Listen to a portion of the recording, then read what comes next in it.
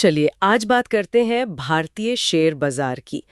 ये जो हाल में तेजी आई है ना, दुनिया भर में इतनी उठापटक के बावजूद अपना बाजार इतना मजबूत क्यों दिख रहा है? हमारे पास कुछ बाजार विश्लेषण है, तो सोचा कि जरा गहराई से देखें इनमें क्या है। समझना ये है कि इस मजबूती के पीछे असल वजह क्या है, कौन से फैक्टर्स काम कर रहे हैं। तो शुरुआत करें सबसे बड़े ट्रिगर से।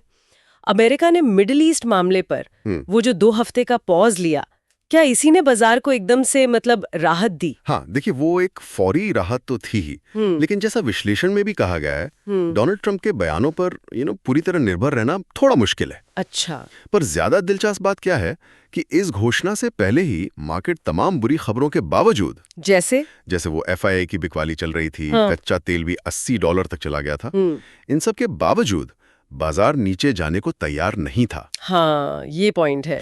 वो बाजार की अपनी अंदरूनी मजबूती दिखा रहा था। ऐसा लग रहा था जैसे वो किसी दायरे से बाहर निकलने की तैयारी में हो। अच्छा, तो बाहरी राहत तो एक बात है, लेकिन आप कह रहे हैं कि बाजार में पहले से ही एक तरह की ताकत दिख रही थी।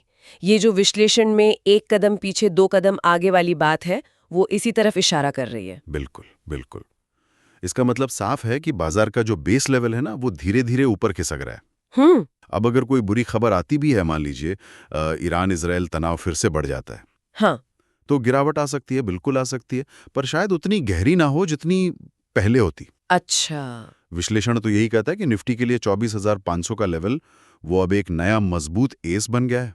ओके। और अगर बाजार मान लीजिए 25,200 के पार निकलता है, तो फिर शायद और तेजी देखने को मिले। ये तो हुई बाजार की अपनी ताकत की बात, लेकिन अंदरूनी तौर पर घरेलू मोर्चे पर भी कुछ खास हो रहा है क्या, जो इसे सहारा दे रहा हो? सुनने में आ रहा है कि सरकार और RBI के बीच काफी अच्छा तालमेल दिख रहा है इस पर। हाँ, और ये एक बहुत बहुत अहम पहलू है।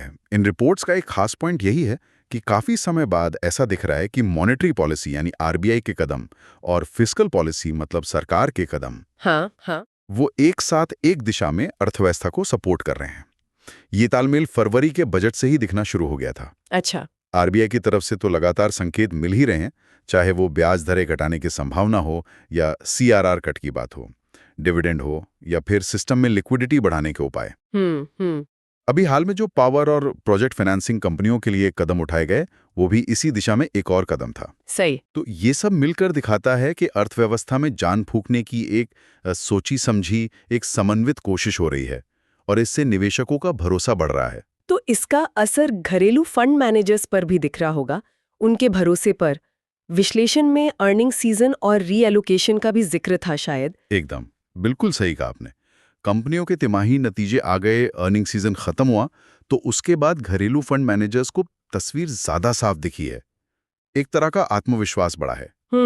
और दिलचस्प बात यह है कि भले ही छोटी और मझोली कंपनियों मतलब स्मॉल और मिड कैप की कमाई तिमाही दर तिमाही बेहतर हुई, हाँ, पर पिछले 6 महीनों का ट्रेंड देखें तो बड़ी कंपनियों ने यानी लार्ज कैप्स ने बेहतर परफॉर्म किया है। अच्छा, ये इंटरेस्टिंग है। तो ऐसा लगता है कि फंड मैनेजर्स ने नतीजों को देखकर अपना पैसा थोड़ा सुरक्षित मानी जाने वाली बड़ी कंपनियों में शिफ्ट किया है, मतलब रीएलोकेट किया है। समझ गया। और हाँ, वो SIP वाला पैसा तो है ही। सिस्टमैटिक इन्वेस्टमेंट प्लान के जरिए जो पैसा लगातार आ रहा है, वो भी बाजार को एक बहुत मजबूत सहारा दे रहा है। अच्छा, और अब थोड़ा बाहर की तरफ देखें तो ये जो दुनिया भर में राजनीतिक तनाव चल रहा है, उसका कितना असर दिख रहा है? विश्लेषण तो कह रहा था कि भारतीय बाजार इन चीजों से ज्यादा हिलते नहीं आमतौर पे। हाँ, ये बात काफी हद तक सही है। मतलब अगर आप पुराना इतिहास देखें, चाहे कुवैत युद्ध हो, रूस यूक्रेन हो या हमास का हमला, भारतीय बाजारों पर सीधा और बड़ा असर तभी पड़ता है जब कच्चे तेल की कीमतों पर सीधी आंच आती है। राइट, तेल सबसे बड़ा फैक्टर है। बिल्कुल। इस बार भी यही हुआ। जैसे ही तेल की कीमतें थोड़ी स्थिर हुईं, एक लेवल पर टिकी और अमेरिका ने भी सीधे दखल न देने के संकेत दिए, तो बाजार का डर कम हो गया। अच्छा। तो तेल के अलावा अंतर्राष्ट्रीय राजनीति का सीधा असर हमारे बाजारों पर आमतौर पर सीमित ही रहता है, ऐसा विश्लेषण कहता है। ठीक है, अब भविष्य की बात करें तो एक और संभावित पॉजिटिव ट्रिगर का जिक्र है रिपोर्ट्स में, अमेरिका के साथ BTA, बायलैटरल ट्रेड एग्रीमेंट। हाँ, ये भी एक महत्वपूर्ण बात है जो विश्लेषण में उठाई गई है कि इस तनाव भरे माहौल के बावजूद ट्रंप ने हाल ही में प्रधानमंत्री मोदी के साथ जल्द ही बीटीए साइन करने की इच्छा जताई। अच्छा, हाल ही में? जी।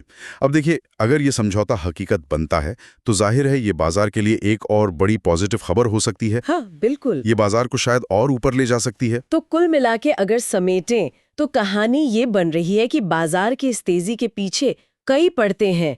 एक तो अमेरिका से मिली वो फौरी राहत, हाँ, फिर बाजार की अपनी बढ़ती हुई अंदरूनी मजबूती, सरकार और आरबीआई का अच्छा तालमेल, घरेलू निवेशकों का बढ़ता भरोसा, बिल्कुल। और हाँ, अंतर्राष्ट्रीय तनावों का सीमित असर, बशर्ते कि तेल शांत रहे। बिल्कुल सही। और यहाँ ना एक सोचने वाली बात ये उभरती है कि इस घरेलू मजबूती और बाहरी अनिश्चितता के ताने बाने में क्या बाजार की अगली दिशा पूरी तरह से अब घरेलू संकेतों पर ही निर्भर करेगी, अच्छा सवाल है। या फिर कोई अनदेखा वैश्विक फैक्टर, कोई ग्लोबल इवेंट फिर से समीकरण बदल सकता है? और ये जो बीटीए जैसे संभावित बड़े कदम हैं, ये इस दिशा को कब और कितना प्रभावित करेंगे, ये देखना वाकई दिलचस्प होगा आगे।